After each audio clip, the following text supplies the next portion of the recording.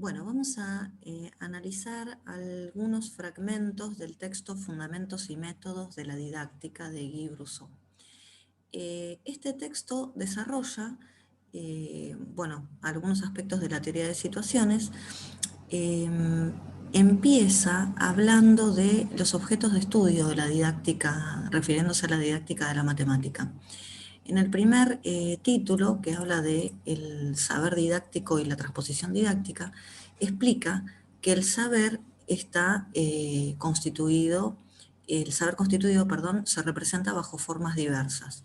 Por ejemplo, bajo la forma de preguntas y respuestas. La presentación axiomática es una presentación clásica de las matemáticas. Además de las virtudes científicas que se le conocen, parece maravillosamente adaptada para la enseñanza. Asegura al estudiante y a su profesor un instrumento para ordenar su actividad y acumular en un mínimo de tiempo un máximo de saberes bastante próximos al saber sabio. Pero esta presentación borra completamente la historia de esos saberes, es decir, se refiere a la presentación axiomática, ¿sí? Una presentación clásica. Si presentamos de esa manera, si bien tiene cierta comodidad, como en estas frases que subrayé, encubre el verdadero funcionamiento de la ciencia. Para hacer más fácil la enseñanza, digamos, es como que se aísla, ¿sí? Ahí estaría aislando algunas nociones y propiedades del tejido de las actividades donde ellas han tomado su origen, su sentido, su motivación y su empleo. Las transpone al contexto escolar y bueno, a eso se le llama transposición didáctica, ¿sí? Eso tiene su utilidad, sus inconvenientes y su rol, aún para la construcción de la ciencia, a la vez inevitable, necesaria y en cierto sentido lamentable. Por eso Brousseau sugiere que tiene que haber una vigilancia epistemológica, va a hablar Chevalar, sobre la forma en la cual se transponen los contenidos, ¿no? O sea, se transforman del saber sabio en saber hacer enseñado y después en saber efectivamente enseñado. Bueno, esto respecto al saber matemático y la transposición didáctica, ¿no? O sea, de qué manera presentamos, toda esta parte sería de qué manera se presenta a los alumnos el conocimiento matemático. ¿Se le da una presentación axiomática? ¿Sí? Eso tiene sus ventajas y sus desventajas. O se lo presenta de una forma tal en la cual no se pierda el tejido, es decir, el origen y el sentido y la motivación, cómo se fue construyendo el conocimiento matemático. Es decir, poniendo en juego elementos de la historia de los saberes, de la construcción de los saberes. Bueno, después el texto habla del trabajo del matemático, por un lado, el trabajo del alumno, por otro, y el trabajo del profesor. Bueno, ¿qué pasa con el trabajo del matemático? El matemático, el que está construyendo, digamos, los saberes en primera persona, ¿sí? Le toca despersonalizar, descontextualizar, destemporalizar lo más posible sus resultados, ¿no? Tiene que acomodar, o sea, el matemático construye conocimiento matemático resolviendo problemas también, ¿no? Problemas intra o extra matemáticos. Y cuando resuelve esos problemas y construye saber nuevo, ese saber que construye lo tiene que despersonalizar y descontextualizar y destemporalizar. O sea, lo tiene que desnudar, diríamos, ¿no? Lo tiene que dejar en abstracto. Ese trabajo que hace el matemático es indispensable para que el lector, para que el que estudia, digamos, el objeto matemático construido, pueda tomar conocimiento de esos resultados y convencerse de su validez sin que tenga que recorrer el mismo camino para descubrirlos, o sea, sino sin recorrer todo lo que transitó el matemático para construirlo y beneficiándose de las posibilidades que ofrece el conocimiento para su uso. La transposición didáctica se desarrolla en gran parte en la comunidad científica y se continúa en los espacios cultos, en la noósfera más exactamente, que es el ámbito en el cual están los especialistas en matemática, en didáctica de la matemática, la gente que toma decisiones, ¿no? Bueno, ¿por qué habla de esta transposición didáctica? Porque el científico, matemático científico, transpone el conocimiento, es decir, lo adapta para poder ser enseñado, para poder comunicarlo y a su vez la noósfera, cuando decide que ese conocimiento tiene que ser enseñado, también vuelve a hacer una transposición didáctica. Por eso dice que se desarrolla en dos ámbitos, ¿no? En gran parte en la comunidad científica, y también se continúa en los espacios cultos como la noósfera. Bueno, eso respecto del trabajo del matemático. Con respecto al trabajo del alumno, esto es muy interesante, porque el trabajo intelectual del alumno debe ser por momentos comparable a esta actividad científica. O sea, Brousseau dice, bien sabemos, o sabemos bien, que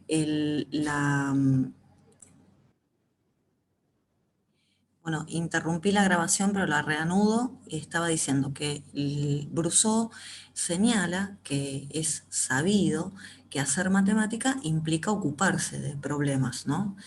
Pero resolver un problema es solo una parte del trabajo, o sea, no es solamente resolver el problema. También hay que encontrar buenas preguntas, ¿sí? Porque eso es tan importante como encontrar las soluciones. Una buena reproducción por parte del alumno de una actividad científica exigiría que actúe, formule, pruebe, construya modelos, lenguajes, conceptos, teorías, que las cambie por otras, que reconozca que las que se adaptan a la cultura, que recurra a las que son útiles, etc. Es decir, todo esto que está acá, ¿sí? Porque habíamos dicho que tiene que asumir una actividad científica, ¿no? El rol de un científico. Entonces, eso implica no solamente que resuelva el problema, ¿no? Todo esto que está acá, actúe, formule, prueba, todo esto que estoy señalando es importantísimo. Para hacer posible tal actividad, el profesor debe entonces imaginar y proponer a sus alumnos situaciones que ellos puedan vivir, en las que los conocimientos van a aparecer como solución óptima, ¿sí? El conocimiento que deseo ver aparecer tiene que ser la solución óptima y posible de ser descubierta en los problemas planteados, ¿no? Ahí creo que está la clave de la teoría también. Y con respecto al trabajo del profesor, es en cierta medida inverso al trabajo del investigador, ¿sí? ¿Por qué? Porque tiene que recontextualizar y repersonalizar los conocimientos, ¿no? Recuerden que el matemático, leímos recién, que descontextualiza sus resultados. Bueno, el profesor tiene que hacer lo inverso. Cada conocimiento debe nacer de la adaptación a una situación específica, una situación concreta. El profesor debe simular en su clase una micro sociedad científica si quiere que los conocimientos sean instrumentos económicos para plantear buenas preguntas y zanjar debates, si quiere que los lenguajes sean instrumentos de control en situaciones de formulación y que las demostraciones sean pruebas. Bueno, más abajo al pie de página está la explicación del término noósfera, que también lo vamos a estudiar en el texto de transposición didáctica de Yves Chevalard. Bueno, para cerrar con esta actividad o trabajo del profesor, decimos que los alumnos a su vez deben redescontextualizar y redespersonalizar su saber, y esto de modo tal que puedan identificar su producción con el saber que circula en la comunidad científica y cultural de su época. Bueno, esta introducción que define los roles del matemático, del profesor y del alumno y del profesor, me parece interesante de destacar. Y después, otra parte del texto interesante de destacar es, bueno, hace unas aclaraciones previas antes de hablar de los fenómenos de la didáctica, y esas aclaraciones tienen, lo fundamental es esto, que para que la didáctica de la matemática pueda conocer de modo científico su objeto de estudio y permitir en consecuencia acciones controladas sobre la enseñanza, se necesita, ¿sí?, poner en evidencia los fenómenos específicos eh, que los conceptos originales que ella propone parecen explicar, es decir, los fenómenos que explica la teoría hay que ponerlos en evidencia, y también indicar los métodos de prueba específicas que utiliza para ello. En cuanto a los fenómenos de la didáctica, el texto de Guy Brousseau, Iniciación al estudio, al estudio sí, de la teoría de situaciones didácticas, eh, ese texto ya los menciona y los explica, igual que este, como es el efecto Topaz, ¿sí? Efectos, son fenómenos que se producen en distintos niveles, ¿no? Porque son fenómenos ligados al control de la transposición didáctica y ¿Por qué dice que se ponen en evidencia en distintos niveles? Porque hay fenómenos que pueden regir la intimidad de una lección particular, es decir, solamente afectan a una clase, y hay otros que afectan a una comunidad durante varias generaciones, ¿no? Bueno, así que por eso plantea estos fenómenos. Bueno, y son fenómenos que, como leímos recién, están ligados al control de la transposición didáctica. Los leímos en otro texto, acá se explican de una manera muy parecida, quizás se agrega algún otro dato, pero bueno, el efecto Topaz, el efecto Jordan, el deslizamiento metacognitivo, el abuso de la analogía y el envejecimiento de las situaciones de enseñanza, todos esos efectos del contrato de la teoría de situaciones, de los fenómenos que se dan al aplicar la teoría de situaciones, ¿no? Dice saber, bueno, no, este es justo, esa es una frase de uno de los efectos. Después, bueno, con respecto a la definición de situación didáctica, situación adidáctica y fundamental, es exactamente textual lo que leímos en otros textos, ¿no? La definición de situación adidáctica, de situación fundamental y de situación didáctica, realmente repite. Y después está el estudio de contrato didáctico, que también lo vimos en otro de los textos. Lo que sí es muy interesante destacar en este texto es las paradojas del contrato didáctico, que desde mi humilde punto de vista están mucho mejor desarrolladas y explicadas en este texto que en otros que leímos. Cuando habla de paradojas del contrato didáctico, yo acá les escribí en un costado, se refiere a 4 tipos de paradojas, que a su vez hay 2 que se bifurcan en 2 más. La paradoja de la devolución de las situaciones, esa es una, y después están las paradojas que derivan de las paradojas de la adaptación a las situaciones, ¿sí? Esas paradojas de la adaptación a las situaciones pueden ser de la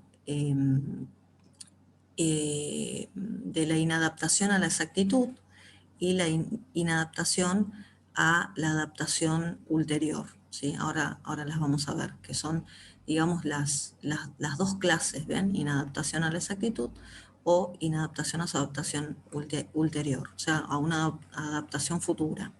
Y después están las paradojas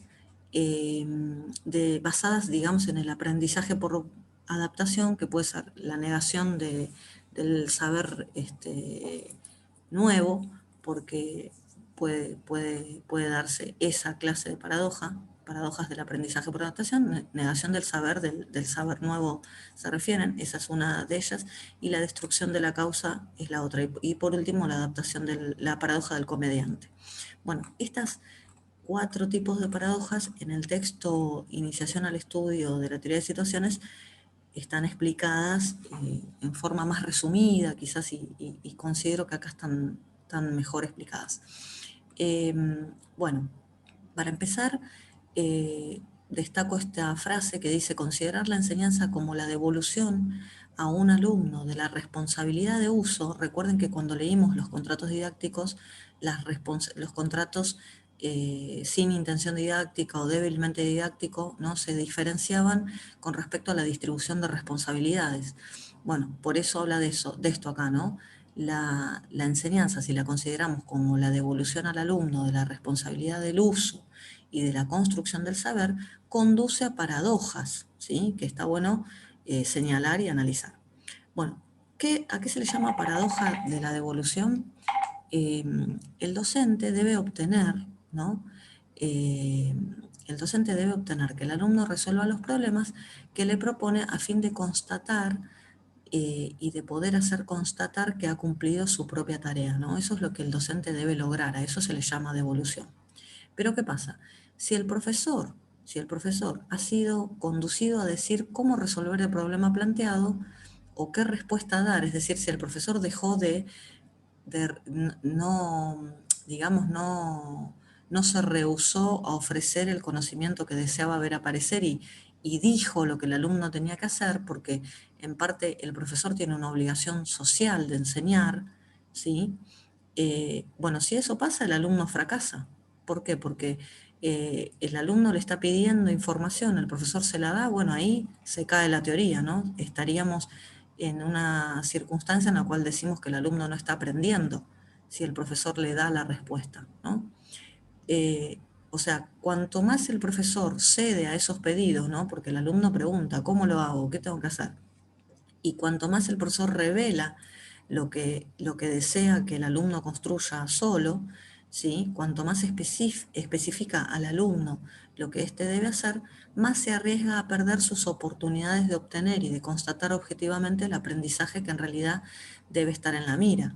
O sea, si le doy información de más a los alumnos, estoy obturando la posibilidad de que ellos construyan el conocimiento en forma autónoma. No es completamente una contradicción, pero el saber y el proyecto de enseñar deberán avanzar bajo una máscara. El profesor, ante una verdadera, el profesor se aparece entonces ante una verdadera obligación paradojal. Todo lo que emprende para que el alumno produzca los comportamientos que él espera tiende a privar a este último de las condiciones necesarias para la comprensión y el aprendizaje de la noción en la mira. Y el alumno también está ante una obligación paradojal. ¿Por qué? Porque se acepta que el maestro le enseñe los resultados y no los establece él mismo, entonces no aprende matemática, ¿sí? Y si por el contrario rechaza la información del profesor, la relación didáctica se rompe. Dicho, parece un trabalenguas, ¿no? Pero aprender implica para él, para el alumno, que acepte la relación didáctica, pero que la considere provisoria y se esfuerce por rechazarla. Esa es la explicación de la paradoja de la devolución, ¿no? Porque el mismo concepto de devolución provoca esto, ¿no? Esta paradoja. Si el profesor enseña, entonces parece que el alumno no aprende. Y si el alumno le solicita mucha información al profesor, también parece que no está aprendiendo. Pero por otro lado, el profesor tiene la obligación de enseñar. Es un poco paradójico. Bueno, y después están las paradojas de la adaptación a las situaciones, ¿no? En esta teoría sabemos que partimos de algunas premisas iniciales, ¿no? Para empezar, admitimos que el sentido del conocimiento proviene del hecho de que el alumno lo adquiere adaptándose a situaciones didácticas. Eh, y por otro lado, también decimos que para todo conocimiento existe una familia de situaciones susceptibles de darle un sentido correcto. En ciertos casos existen algunas situaciones fundamentales accesibles al alumno en el momento deseado, pero hay veces en las cuales no existen situaciones suficientemente accesibles por la edad del alumno, por ejemplo, ¿no? A un alumno de primer año del secundario no se le pueden proponer las mismas situaciones fundamentales, ¿no? Situaciones fundamentales que a un alumno de años más avanzados, ¿no? O bueno, comparando las edades, por ejemplo, o su nivel de conocimientos. Entonces, ¿qué pasa? El profesor le propone situaciones, pero que los hacen llegar a una forma del saber no del todo correcta, ¿sí? Ven que dicen, no existen situaciones suficientemente accesibles, suficientemente eficaces y en número suficientemente reducido que permitan a los alumnos de cualquier edad acceder de entrada por adaptación a una forma de saber que pueda ser considerada correcta y definitiva. El saber enseñado por adaptación en primera etapa será provisoriamente no solo aproximado, sino también en parte falso o inadecuado. Es decir, se preparan situaciones fundamentales que permiten que el alumno construya conocimiento, pero ese conocimiento no es del todo correcto, es decir, matemáticamente no tiene el rigor matemático suficiente. Entonces, en el futuro, cuando se le enseña, continúa aprendiendo el alumno y continúa adaptándose a otras situaciones, debe corregir o ajustar algunos conocimientos que antes aprendió y que parecían en ese momento definitivos, pero que en realidad no lo eran. Por eso aparecen en este tipo de paradojas, ¿no? Paradojas que surgen por la adaptación a las situaciones, dos clases distintas. Una es la inadaptación a la exactitud. ¿Qué es esto? El profesor tiene que elegir entre enseñar un saber formal, ¿no? Y desprovisto de sentido. O sea, yo digo, bueno, lo voy a enseñar correctamente, ¿no? Voy a enseñar bien, ¿no? Que algún contenido matemático, digamos, como corresponde, haciendo una vigilancia epistemológica sería, ¿no? definitivo. Bueno, pero ahí sería desprovisto de sentido, quizás, para el alumno. Y por otro lado, si lo enseño cargado de sentido, tal vez es falso, ¿sí? Porque después lo voy a tener que rectificar, ¿no? Por eso dice, el profesor tiene que elegir entre enseñar un saber formal y desprovisto de sentido o enseñar un saber más o menos falso que será necesario rectificar, pero que estaría cargado de sentido, ¿no? El alumno está ante la obligación paradojal, debe comprender y aprender, pero para aprender debe en cierta medida renunciar a comprender y para comprender debe arriesgarse a no aprender. Bueno, esto era lo que parece un trabalenguas, pero en definitiva es eso, el alumno se adapta a un conocimiento que después tiene que ser rectificado y lo comprende, tiene sentido en determinado momento, a determinada edad, pero luego eh, lo rectifica. Y bueno, ahí es complicado, ¿no? Cuando tenemos que rectificar algo que ya fue aprendido. Y después la inadaptación por su adaptación ulterior, bueno, que es parecida a la anterior. Si los alumnos se han adaptado bien a situaciones que les fueron propuestas, que les son propuestas, han comprendido mejor las razones de sus respuestas y las relaciones de su saber con los problemas, será entonces más difícil a continuación cambiar este saber para hacerlo correcto y completarlo. Es decir, si se adaptó mucho al conocimiento y lo aprendió, ¿no? lo incorporó a su matriz de aprendizaje, después va a ser más difícil corregirlo, ¿no? Si hay algún ajuste que hacer. El saber será tanto más difícil de retomar y de modificar cuanto mejor haya sido aprendido, mejor comprendido y mejor confirmado en la primera etapa, ¿sí? Es como que ese primer saber obstaculiza el aprendizaje ulterior, por eso esta se llama inadaptación a su adaptación ulterior. Bueno, después hay otro tipo de paradojas que surgen de la paradoja está, a ver, ¿dónde estamos? La de devolución, la paradoja de la adaptación a situaciones es la que leí recién, y ahora las paradojas del aprendizaje por adaptación. Como el alumno se adaptó, ¿sí?, a situaciones, dijimos que aprende adaptándose a un medio, así dice la teoría de situaciones. A ver, el alumno va aprendiendo, el profesor le hace preguntas y el alumno responde o le plantea una situación, el alumno resuelve la situación prácticamente por sus propios medios. Llega un momento, o puede ocurrir, ¿no?, que el alumno no vea dónde está el saber nuevo. O sea, no vea dónde, si él lo construyó con lo que ya sabía, ¿no?, poniendo en juego sus conocimientos previos, le generó un bloqueo, un desafío, la situación problemática, y él pudo generar estrategias nuevas, construir conocimiento, pero como lo hizo en forma autónoma, existe una cierta, puede pasar que exista una cierta negación del saber, ¿no? Fíjense que dice, la hipótesis que el alumno podría construir su saber por adaptación personal a didáctica es consistente, es decir, nosotros en la teoría se plantea eso, ¿no? Por lo tanto, si el alumno resuelve el problema, puede pensar que lo ha hecho por el ejercicio normal de sus conocimientos anteriores. El hecho de haber resuelto el problema le parecerá como la prueba de que no tenía nada nuevo que aprender, aun cuando es consciente, perdón, de haber reemplazado una estrategia antigua y culturalmente identificada por otra de su invención. O sea, él siente que la inventó él. Le será muy difícil declarar que esta innovación es un saber nuevo. Es necesario entonces que alguien del exterior venga a señalar sus actividades y que identifique que las que tienen algún interés, algún estatus cultural, es decir, que el profesor haga una institucionalización, ¿sí? Eh, y bueno, en cierto modo, la adaptación contradice la idea de la creación de un saber nuevo. O sea, de alguna manera pasa esto, ¿no? Como si el chico se adaptó, ¿cómo puede ser que creó un saber nuevo si lo hizo con lo que ya sabía? Inversamente, el saber es casi el reconocimiento cultural de que el conocimiento directo es incapaz de resolver naturalmente ciertas situaciones, y ahí está la paradoja, ¿no? Bueno, y la otra paradoja que surge de lo mismo, que surge del aprendizaje a partir de la adaptación, es la paradoja de la destrucción de la causa. Cuando los alumnos resuelven, y justamente resuelven porque el profesor lleva adelante el proceso de devolución y el alumno se hace cargo del problema, se supone que la motivación es una fuente, es la angustia, la incertidumbre de no poder resolver el problema, lo motiva.